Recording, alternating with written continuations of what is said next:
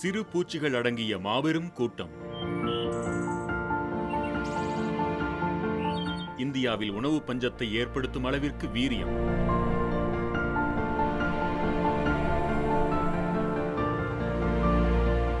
வருடந்தோறும் இவை வருவதும் போவதும் இயல்பே என்றாலும் இம்முறை இவற்றின் தாக்கம் மிக அதிகம்.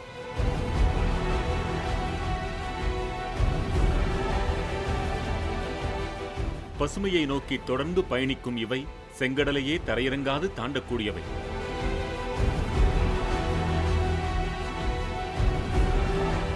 உலகின் மொத்த நிலப்பரப்பில் 5 1 பகுதியை அழிக்கும் வல்லமை கொண்டவை.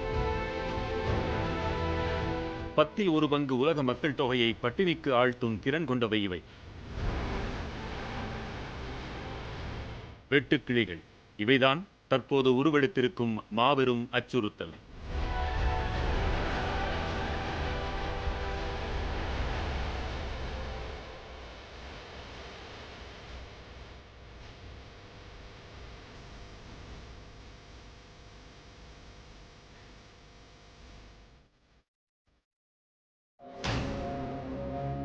கண்ணுக்கு தெரியாத கொரோனா வைரஸை கட்டுப்படுத்துவது ஒருபுறம் சவாலாக இருக்கும் அதே வேளையில் கண்ணுக்கு தெரியும் வெட்டுக்கிளிகள் நாளுக்கு நாள் பெரும் அச்சுறுத்தலாக உருவாகி வருகின்றன.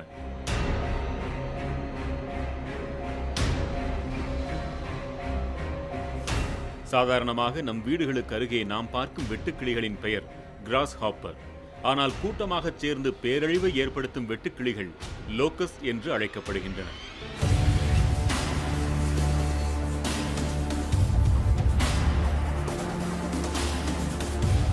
உலகில் இதுவரை 28,542 வெட்டுக்கிளி இனங்கள் கண்டறியப்பட்டுள்ளன. இந்தியாவில் 1,750 வகைகள், தமிழகத்தில் 384 வகைகள் உள்ளன. 1000க்கும் மேற்பட்ட வெட்டுக்கிளி இனங்கள் இருந்தாலும் கூட லோக்கஸ்ட் என்ற அச்சுறுத்தும் வெட்டுக்கிளிகள் 22 வகைகள் மட்டுமே. அவற்றில் desert locust, migratory locust, Bombay locust, tree locust ஆகிய 4ம் ஆபத்தை விளைவிப்பவை. அதில் பாலைவன வெட்டுக்கிளிகள் முதன்மையானவை. அவைதான் தற்போது இந்தியாவை அச்சுறுத்திக் கொண்டிருக்கின்றன.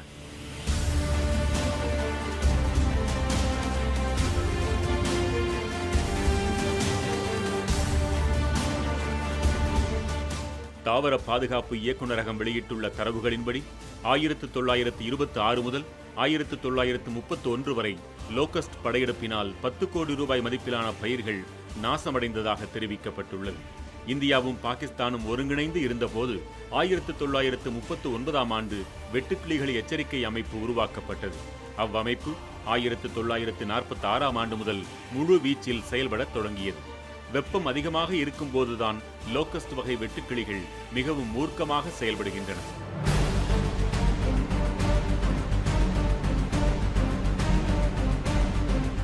இந்தியாவின் வடக்கு மாநிலங்களில் வெட்டுக்கிளிகள் அவ்வப்போது கூட்டமாக படையெடுப்பதை பற்றி 1940களில் வெளிவந்த ஆராய்ச்சி கட்டுரைகளிலேயே குறிப்புகள் உண்டு. ஒவ்வொரு முறையும் வீரியம், பூச்சிகளின் எண்ணிக்கை, படையெடுப்பு நிகழும் இடம், விதம் ஆகியன மாறுபடுகின்றன. ஆனால் ஆண்டுதோறும் வெட்டுக்கிளி படையெடுப்பு மட்டும் நிற்காமல் தொடர்ந்து நடந்து கொண்டேதான் இருக்கிறது. ஆனால் இம்முறை பூச்சிகளின் வீரியமும் இடம்பெயரும் வேகமும் சற்றே அதிகமாக உள்ளது.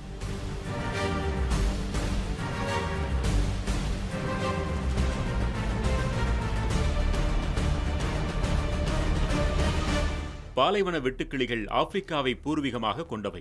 அங்கிருந்து அரேபிய நாடுகளுக்கு இடம்பெயர்ந்து வேறு இடங்களுக்கும் தொடர்ந்து பயணிக்கின்றன. இந்த முறை இந்தியாவில் அவற்றின் தாக்கம் அதிகமாக இருப்பதற்கு ஆப்பிரிக்க நாடுகளில் எதிர்பாராத விதமாக வீசிய புயலே காரணம். காலநிலை மாற்றத்தால் பருவம் தவறி மழை பெய்வது, புயல் வீசுவது போன்ற காரணங்கள் இதுபோன்ற இயற்கை பேரிடர்களுக்கு வித்திடுகின்றன. வெள்ளம் அல்லது மழை அது மாதிரியான சூழல்கள் வரும்போது தன்னுடைய உருவத்தையும் உடல் அமைப்பையும் மாற்றி புதிய தலைமுறை உயிரினங்களை உருவாக்கி இந்த மாதிரியான ஒரு லோக்கஸ்ட் ஸ்வாம்ப் அப்படின்னு சொல்லக்கூடிய ஒரு வெட்டுக்கிளி படையெடுப்பாகவும் அது விளைநிலங்களை மிக தீவிரமா பாதிக்கக்கூடிய நிலையாகவும் மாறுறத அறிவியல் அறிஞர்கள் பதிவு பண்ணியிருக்கிறாங்க.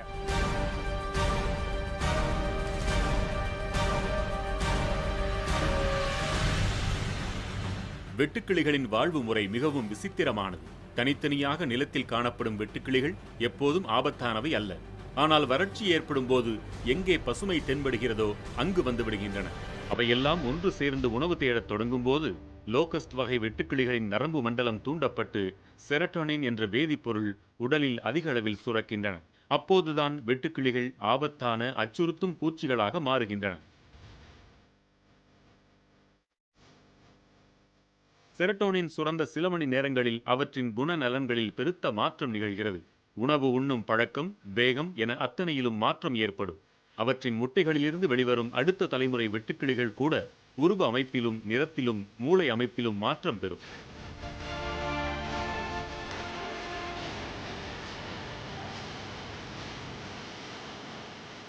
சாதாரண வெட்டுக்கிளி ஸ்டேஜில் இருந்து லோக்கஸ் ஸ்வார்ம் அப்படிங்கிற ஸ்டேஜுக்கு வரும்போது பார்த்தீங்கன்னா, அதோட சைஸு, அதோட கலரு, அதோட பிஹேவியர் 3ம் வந்து சேஞ்ச் ஆகும். சாதாரண வெட்டுக்கிளியில் பார்த்தீங்கன்னா, அந்த சிஸ்டோசர்க்கா கிரிகேரியான்னு சொல்லக்கூடிய இந்த பாலைவன வெட்டுக்கிளியில் வந்து சாதாரணமாக பார்த்தீங்கன்னா, ஒரு கிரீனிஷ் ப்ரௌன் கலரில் இருக்கும். பட் லோக்கஸ்ட் ஸ்டேஜுக்கு மாறும்போது நல்ல எல்லோயிஷ் பிளாக் கலரில் பிளாக் பேண்ட்ஸ் இருக்கும், எல்லோ பேக்ரவுண்டில்.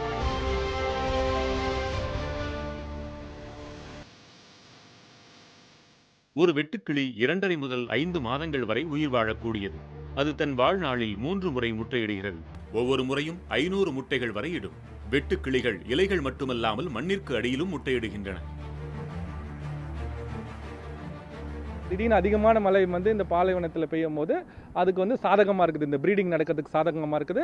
இது திருப்பி ஒரு 2-3 வாரத்தில் வந்து இது திருப்பி வந்து இது அடல்ட்டாக மாதிரி இது திருப்பி என்னவோ இது போகிற இடத்துல திருப்பி முட்டை போட்டு அங்கேருந்து. ஸோ இது வந்து என்னென்னா ஒரு கும்பல் வரும், அந்த கும்பல்லேருந்து திருப்பி ஒரு கும்பல் வேறு அது திருப்பி போய் முட்டை போட்டு அந்த மாதிரி இனப்பெருக்கம் வந்து ரொம்ப ஃபாஸ்ட்டாக நடக்கும்னு நம்ம சொல்லலாம்.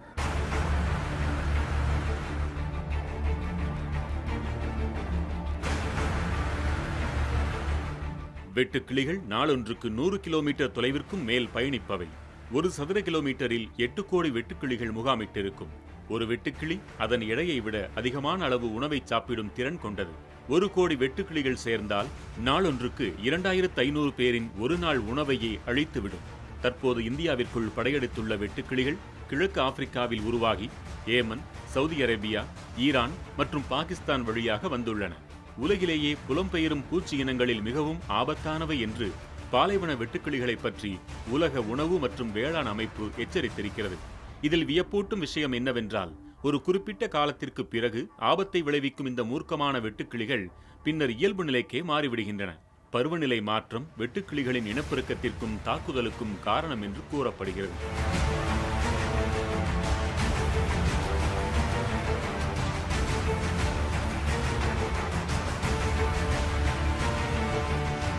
அந்த சுற்றுச்சூழல் வந்து அவங்களுக்கு வந்து சாதகமாயிட்டு இனப்பெருக்கம் அதிகமாயிட்டு இனப்பெருக்கம் அதிகமானவொன்னே அவங்க வந்து மேட்ஸ் தேட ஆரம்பிப்பாங்க. அந்த மேட்ஸ் தேடும் பொழுது தான் இவங்களுக்கு வந்து அந்த ஸ்வாம் மாதிரி ஃபார்ம் ஆகும், செரோட்டினின் ப்ரொடக்ஷன் ஆகும் உடம்புல. அந்த செரோட்டினின் ப்ரொடக்ஷன் வந்து நமக்கும் ஆகும், மனிதர்களுக்கும் ஆகும். It's a neuro secretary substance. இது வந்து போய் ஸ்டிமுலேட் பண்ணி இதை வந்து ஒரு படையாக வந்து ஃபார்ம் பண்ணி அவங்க உடனே சாப்பிட்றதுக்கு இன்னும் சாப்பிடணும், இன்னும் இனப்பெருக்கம் பண்ணணுங்கிற அந்த நோக்கத்தோட கிளம்புறது தான். அப்போ அது கண்டிப்பாக வந்து சுற்றுச்சூழலுடைய மாற்றம், இந்த கிளைமேட் சேஞ்ச் வந்து கண்டிப்பாக வந்து ஒரு இன்ஃப்ளூயன்ஸ் வச்சு தான் இது வந்து படையெடுக்கிறதுக்கு வாய்ப்புகள் இருக்குது.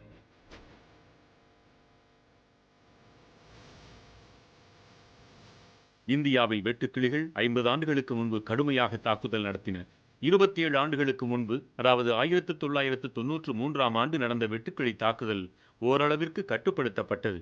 அதன் பிறகு மிக கொடூரமான படையெடுப்பை தற்போது இந்தியா எதிர்கொண்டிருக்கிறது.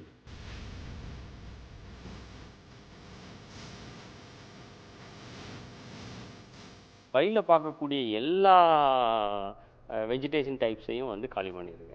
என்னென்னு கேட்டிங்கன்னா, கம்பு, சோளம், ராகி, ஜோர்னு சொல்லக்கூடியது, அப்புறம்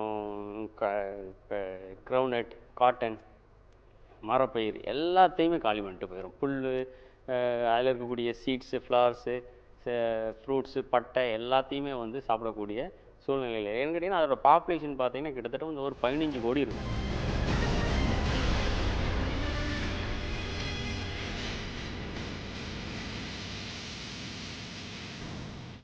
ஒவ்வொரு நாடாக இடம்பெயர்ந்து வந்த வெட்டுக்கிளிகள் கடந்த சில மாதங்களாகவே ஈரான் மற்றும் பாகிஸ்தான் உள்ளிட்ட தென்மேற்கு ஆசிய நாடுகளில் அதிக பாதிப்பை ஏற்படுத்தி இருக்கின்றன.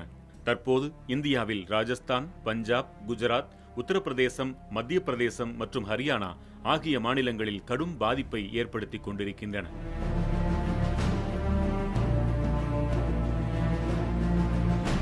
பெரும் தாக்கம் நமக்கு 1986 வந்திருக்குது. 2011லாம் கம்மியான ஏரியா ஆஃப் அஃபெக்டட் ஏரியாஸ் பார்த்தீங்கன்னா ரொம்ப கம்மி. ஸோ 86க்கு அப்புறம் நமக்கு அதிகமான ஒரு இடம் இப்போ திருப்பி நம்ம சொல்லலாம், அந்த அளவுக்கு ஜாஸ்தியாக வந்திருக்கு நம்ம சொல்லலாம்.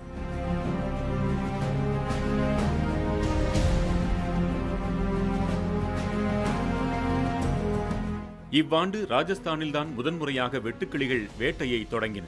கடந்த ஆண்டும் ராஜஸ்தானில் வெட்டுக்கிளிகளின் படையெடுப்பு நிகழ்ந்தது. அப்போது 6,70,000 ஹெக்டேர் பரப்பளவிலான வேளாண் பயிர்கள் பாதிப்படைந்தன. ஆனால் இம்முறை வெட்டுக்கிளிகளின் எண்ணிக்கை மிக அதிகமாக இருப்பதால் விவசாயிகள் பெரும் அச்சத்தில் இருக்கின்றனர்.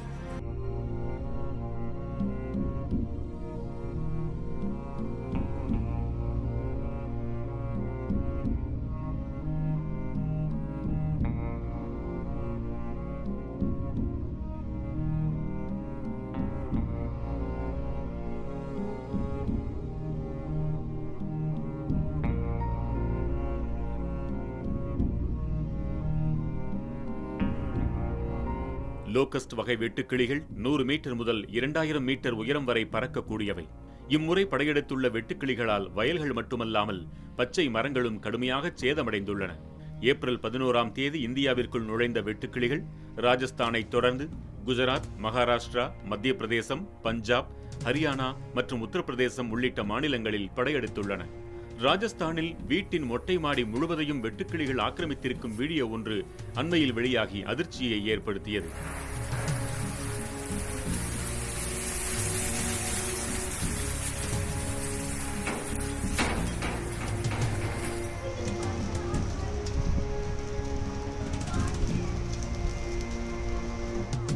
அதேபோல ஜெய்ப்பூரில் வெட்டுக்கிளிகள் கூட்டமாக பறக்கும் வீடியோ ஒன்றும் வெளியானது. राजस्थान से सीधा प्रहार इनका है मध्य प्रदेश में टीटियों का आतंक। तो ये मध्य प्रदेश में घुस चुकी है टीटियां। ஒரு சைஸ் வந்து பார்த்தீங்கன்னா நீங்கள் ஒரு 4லேருந்து 6 சென்டிமீட்டர் சைஸ் தான் இருக்கும். பட் இந்த லோக்கஸ்ட் அப்படிங்கிற ஸ்டேஜுக்கு மாறும்போது அதோட சைஸ் கம்மியாயிரும். அதோட சைஸ் வந்து ஒரு 4 சென்டிமீட்டர் 5 சென்டிமீட்டர் ஆயிரும். அதோட வெயிட் பார்த்தீங்கன்னா ஒரு 2 கிராம் இருக்கும். கிட்டத்தட்ட பார்த்தீங்கன்னா 15 கோடிக்கு பார்த்தீங்கன்னா கிட்டத்தட்ட ஆல்மோஸ்ட் ஒரு கோடியிலேருந்து 15 கோடி இண்டிவிஜுவல்ஸ் இருந்துச்சுன்னா கிட்டத்தட்ட 1 லட்சம் டன்லேருந்து 2 லட்சம் டன் வெயிட் இருக்கும் ஒரு சதுர கிலோமீட்டருக்கு. வெட்டுக்கிளிகளின் விரைவான இனப்பெருக்கம், தொடர்ச்சியான இடப்பெயர்வு, அதிக எண்ணிக்கை ஆகியவை அவற்றை கட்டுப்படுத்துவதற்கு முன் நிற்கும் பெரும் சவால்கள். கடந்த ஆண்டு ராஜஸ்தான் மாநிலத்தில் 12 மாவட்டங்களில் பேரழிவை ஏற்படுத்திய வெட்டுக்கிளிகள் இவ்வாண்டு 30க்கும் மேற்பட்ட மாவட்டங்களில் பரவியுள்ளன. அது மட்டுமல்லாமல் இம்முறை வந்துள்ள வெட்டுக்கிளிகள் பெரும்பாலானவை இளம் பருவத்தில் இருப்பதால் அவை பயிர்களை அழிக்கும் விகிதம் பல மடங்கு அதிகமாக இருக்கும் என்று அஞ்சப்படுகிறது. சாதாரணமாக 1 கோடி உள்ள லோக்கஸ்ட் அப்படிங்கிறது பார்த்தீங்கன்னா ஒரு நாளைக்கு வந்து ஒரு 10 யானை சாப்பிடக்கூடியது, 25 ஒட்டகம் சாப்பிடக்கூடியது, 2500 மனிதர்களுக்கு தேவையான உணவை காலி பண்ணிடும். குஜராத் மாநிலத்தில் வெட்டுக்கிளிகளின் படையெடுப்பால் கடந்த ஆண்டு 12,000 ஹெக்டேர் பரப்பளவில் விளைவிக்கப்பட்டிருந்த பயிர்கள் அனைத்தும் முற்றிலும் நாசமாயின. கடந்த டிசம்பர் மாதம்தான் இந்த பேரழிவு நடைபெற்றது. அதற்கு காரணம் பருவநிலை மாற்றம். அந்த பேரழிவு நடந்து 5 மாதங்களுக்குள் மீண்டும் ஓர் அழிவை எதிர்கொண்டுள்ளது குஜராத்.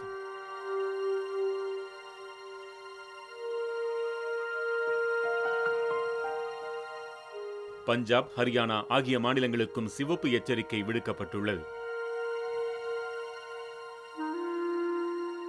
டெல்லி அரசு வெட்டுக்கிளிகள் பிரச்சினையை எதிர்கொள்ள தீவிரமாக செயல்படுகிறது. பகல் வேளைகளில் கூட்டமாக படையெடுக்கும் லோக்கஸ்ட் வெட்டுக்கிளிகள் இரவு நேரங்களில் ஓய்வெடுக்கின்றன. அவற்றை ஓய்வெடுக்க விடாமல் அழிக்க வேண்டும் என்பதே டெல்லி அரசின் திட்டம்.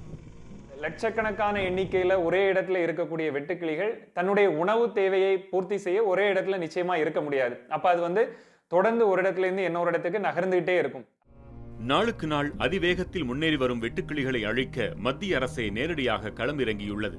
ட்ரோன்கள், தீயணைப்பு வாகனங்கள், ஆய்வு வாகனங்கள், ஸ்ப்ரேயர்களை கொண்ட பிரத்யேக வாகனங்கள் மற்றும் டிராக்டர்கள் களமிறக்கப்பட்டுள்ளன. வெட்டுக்கிளிகளை அழிப்பதற்காக மருந்து தெளிக்கும் பணிகளும் நடைபெறுகின்றன. கொரோனா பரவலும் இருக்கும் அதே வேளையில் வெட்டுக்கிளிகளின் படையெடுப்பும் நிகழ்வதால் அரசு திகைத்து போய் உள்ளது. டைரெக்டாக வந்து மனிதனையோ ஒரு கால்நடையோ இதை போய் அட்டாக் பண்ணாது. ஏன்னா இது ஹெர்பேஷியஸ் பிளான்ட், இது வந்து இலைகளை தான் சாப்பிட்றது. ஆனால் இந்த மாதிரி வந்து வாய்ப்புகள் இருக்குது. அதனால தான் நான் என்ன சொல்கிறேன்னா, இதெல்லாம் எப்படியாவது ஒரு மெக்கானிசம் உருவாக்கி இவங்களை ட்ராப் பண்ணணும்னு வைங்க. இவங்களை காய வச்சு பவுடர் பண்ணி கோழிகளுக்கு தீனியாக உருவாக்கணும்னா 1 வருஷத்துக்கு 1 ஆண்டுக்கு கம்ப்ளீட்டாக நம்ம நாட்டில் இருக்கிற அத்தனை கோழி பண்ணைகளுக்கும் ஃப்ரீயாக உணவு கொடுத்துடலாம். தற்போதைய சூழலில் வானிலிருந்து தெளிக்கப்படும் வேதிப்பூச்சிக்கொல்லிகளே இதற்கு தீர்வாக பார்க்கப்படுகிறது. ஆனால் அதிலும் ஒரு சிக்கல் இருக்கிறது. இந்திய அரசு வெட்டுக்கிளிகளின் நரம்பு மண்டலத்தை தாக்கி அழிக்கும் மாத்தியான் எனும் நச்சை பயன்படுத்த அறிவுறுத்தியுள்ளது. ஆனால் அந்த நச்சு விவசாயத்திற்கு நன்மை செய்யும் பூச்சிகளையும் அழித்துவிடும். குறைவான செறிவில் நச்சு தெளிக்கப்பட்டாலும் கூட நன்மை தரும் பூச்சிகள் இறந்து விடுவதோடு அவை நீரிலும் நிலத்திலும் கலந்துவிடும் என்பதே உண்மை. நிச்சயமா வெட்டுக்கிளியை மட்டும் அழிக்கக்கூடிய ஒரு நச்சு மருந்து கிடையாது. அந்த வெட்டுக்கிளியை மட்டும் அழிக்கிறதுக்கான நச்சு அப்படின்னு சொல்லி நம்மகிட்ட எதுவுமே இல்லை. வெட்டுக்கிளியை அழிக்கக்கூடிய பூச்சி ஒரு நச்சுக்கொல்லி நிச்சயமா அந்த தோட்டத்தில் இருக்கக்கூடிய எல்லா உயிர்களையும் எல்லா பூச்சிகளையும் அழிக்கக்கூடியதா தான் இருக்கும். லோகஸ்ட் வெட்டுக்கிளிகள் தொடர்ந்து இடப்பெயர்ச்சி அடைந்து வருவதால் பூச்சிக்கொல்லிகள் தெளிப்பதும் பெரிதாக பலன் தராது. இயற்கையிலேயே பூச்சிகளை கட்டுப்படுத்தும் பறவைகள் மற்றும் விலங்குகளை நாம் அழித்து விட்டதும் இந்த பேரிடருக்கு முக்கிய காரணம். இஞ்சி, பூண்டு, பச்சை மிளகாய், அதில் கொஞ்சம் பெருங்காயம் போட்டு அந்த கரைசல் ட்ரை பண்ணலாம். இல்லை நம்ம பழைய வழியாக வந்து இந்த வேப்பெண்ணெய், இல்லை இந்த தைலம் எண்ணெய், நீலகிரி தைல எண்ணெய், இந்த மாதிரி வந்து சோப்பில் கலந்து அதை கூட ட்ரை பண்ணலாம். சமீபத்தில் வந்து சில நண்பர்கள், விவசாய நண்பர்கள் என்ன சொல்கிறாங்கன்னா, அந்த காலத்தில் இவங்க புக்ஸ் எல்லாம் பார்க்கும்போது பெரியவங்களுக்கு கேட்கும்போது இந்த மாதிரி வருது படை அப்படின்னு தெரியும் போது இந்த மிளகா இருக்குது பாருங்கள், சிவப்பு மிளகாலாம், காஞ்ச மிளகா, அதோடைய தழைகள்லாம் இருக்கும் பாருங்க, அது அந்த மிளகாலாம் கட்டி கட்டி அங்கங்கே வச்சுருவாங்களாம் வரப்பில். இது வரும்போது கொளுத்தி விட்ருவாங்களாம். அந்த புகைக்கு அந்த காரத்துக்கு அது வந்து திரும்பி போயிடும் என்ற பலவிதமான இவங்களுடைய கருத்துக்கள் இருக்குது. ஆப்பிரிக்காவில் இருந்து புறப்பட்டு அரேபியாவை கடந்து ஈரான், ஈராக், ஆப்கானிஸ்தான், பாகிஸ்தான் வழியாக இந்தியாவிற்குள் வரும் வெட்டுக்கிளிகள் தங்கள் வலசையை ராஜஸ்தானின் மேற்கு எல்லையோடு முடித்து விடுவது வழக்கம். ஆனால் 27 ஆண்டுகளுக்கு பிறகு அவை இந்தியாவின் பெரும் நிலப்பரப்பை ஆக்கிரமித்திருக்கின்றன.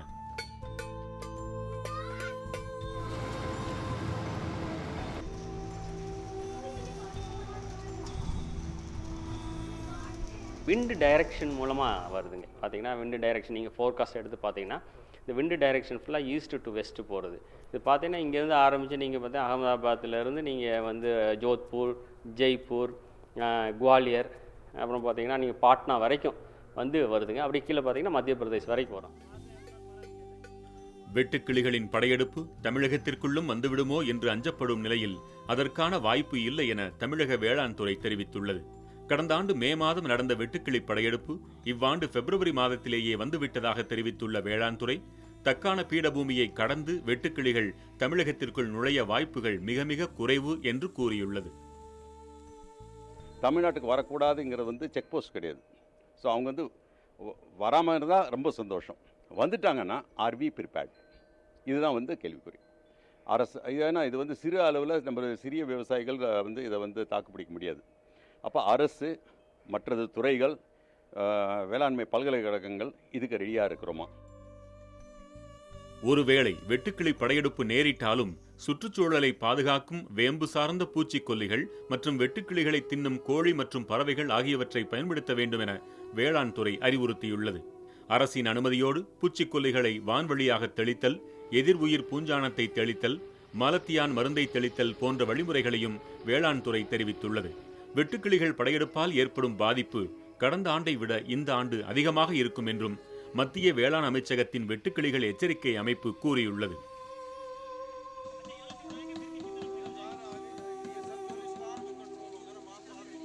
ஜூன் 1ஆம் தேதியிலேருந்து தென்மேற்கு பருவமழை தொடங்க போகுது. ஸோ தென்மேற்கு பருவமழை தொடங்கும் போது நமக்கு மேற்குலேருந்து காற்று வீச போகுது, தென்மேற்கு திசையிலேருந்து காற்று வீச போகுது. ஸோ அது வந்து அகைன்ஸ்ட், ஸோ அங்கேருந்து வரும்போது காற்று வந்து நமக்கு அதுக்கு சாதகமாக இருக்காது. ஸோ தென்னிந்தியாவுக்கு வரதுக்கான வாய்ப்பு வந்து மிக மிக மிக குறைவு. ஸோ நிறைய இடத்துல வந்து அது ஒரு 100 வெட்டுக்கிளி சாதாரண வெட்டுக்கிளி இருந்துன்னா அதையும் இதையும் கன்ஃபியூஸ் பண்ணிக்கிறாங்க. பட் இது வந்து நம்ம பார்க்க போகிறது வந்து டெசர்ட் லோட். ஸோ வெட்டுக்கிளி, அந்த டெசர்ட் வெட்டுக்கிளிக்கும் இதுக்கும் நம்ம சாதாரணமாக பார்க்குறதுக்கும் நிறைய டிஃப்ரென்ஸ் இருக்குது. வட மாநிலங்களில் தற்போது நிகழ்ந்து கொண்டிருக்கும் வெட்டுக்கிளி படையெடுப்பு தமிழகத்திற்கு வராது என்று கூறப்பட்டாலும் அவற்றின் இடப்பெயர்ச்சியை எவராலும் சரியாக கணிக்க முடியாது என்பதே உண்மை. அதனால் தமிழக அரசு நிபுணர்களுடன் கலந்து ஆலோசித்து உரிய முன்னெச்சரிக்கையுடன் இருக்க வேண்டும் என்பதே சூழலியல் ஆர்வலர்களின் எதிர்பார்ப்பு. தமிழக அரசு கொஞ்சம் கூட தாமதிக்காம அதுக்கு ஒரு நிபுணர் குழுவை அமைத்து இது பத்தி ஒரு இந்த பூச்சியியல் வல்லுநர்கள், அப்புறம் விவசாயத்துறை சார்ந்த நிபுணர்களை அமைத்து சரியான தகுந்த ஆலோசனை பெற்று இதற்கான முன் தயாரிப்புக்கான நடவடிக்கைகளை ஏற்படுத்த வேண்டியது ரொம்ப அவசியம் அப்படின்னு நான் நினைக்கிறேன். ஒவ்வொரு படையெடுப்புக்கு அப்புறமும் பார்த்தீங்கன்னா நம்ம வந்து நிலத்தை வந்து ஆழமாக உழுதுட்டோம்னா அது முட்டையிட்டு சென்றிருந்துச்சுன்னா அது வெளியில் வந்து அந்த முட்டைகள்லாம் வந்து வெளியில் எக்ஸ்போஸ் ஆகும்போது செத்து போயிடும். ஏன்னா கரெக்டான சீதோஷண சூழ்நிலைகள் இல்லாதனால, ஈரப்பதமும் வெப்பநிலைகளும் இல்லாதனால அந்த முட்டைகள் பொரிக்கக்கூடிய தன்மை இல்லாமல் போயிடும்.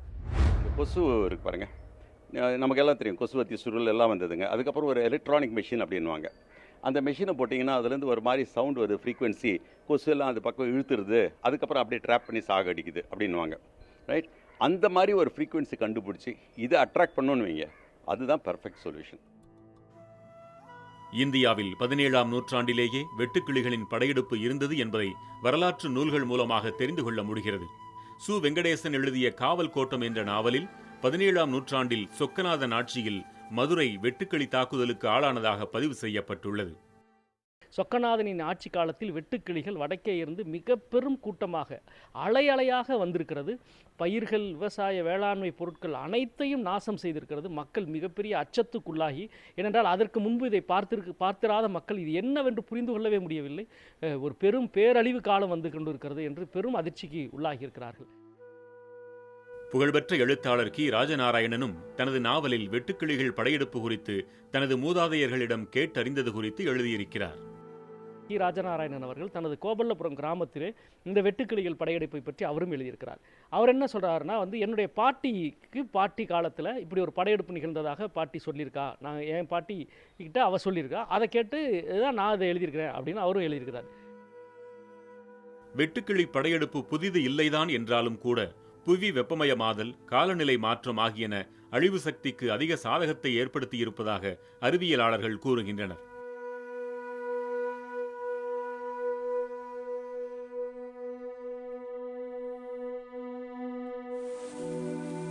தொடர்ந்து உயர்ந்து வரும் கடல் வெப்பநிலை அதிக ஈரப்பதத்தையும் அபூர்வமான புயல்களையும் கிழக்காப்பிரிக்கா மற்றும் அரேபிய தீபகற்பத்தில் ஏற்படுத்தி இந்த வெட்டுக்கிளிகளின் கூட்டு வாழ்வை மேலும் தூண்டும் என எச்சரிக்கின்றனர். உலக வெப்பமயமாதல் பூச்சிகளின் பெருக்கத்திலும் நடத்தையிலும் விரும்பத்தகாத மாற்றங்களை ஏற்படுத்தும் என்று அறிவியலாளர்கள் ஏற்கனவே எச்சரித்திருக்கின்றனர். வரலாறு காணாத வெள்ளம், வரலாறு காணாத வறட்சி, வரலாறு காணாத மழை, வரலாறு காணாத வெப்பம் என்று இந்த பூமி மறைமுகமாக நம்மிடம் தொடர்ந்து எதையோ உணர்த்தி கொண்டிருக்கிறது. இயற்கையை மனிதர்கள் தொடர்ந்து சீண்டிக்கொண்டே இருந்தாலும் அது தன்னை அவ்வப்போது தகவமைத்துக் கொண்டே இருக்கும். இயற்கையை காப்பாற்ற முடியவில்லை என்றாலும் கூட அதற்கு தீங்கிழைக்காமல் இருந்தாலே போதுமானது. ஆதாயம் கருதி இயற்கைக்கு முரணாக நாம் செய்யும் ஒவ்வொன்றிற்கும் பெரிய விலை தர வேண்டி வரும். ஏனென்றால் இயற்கைக்கு முன்னால் மனிதர்களாகிய நாம் ஒரு சிறு புள்ளிதான்.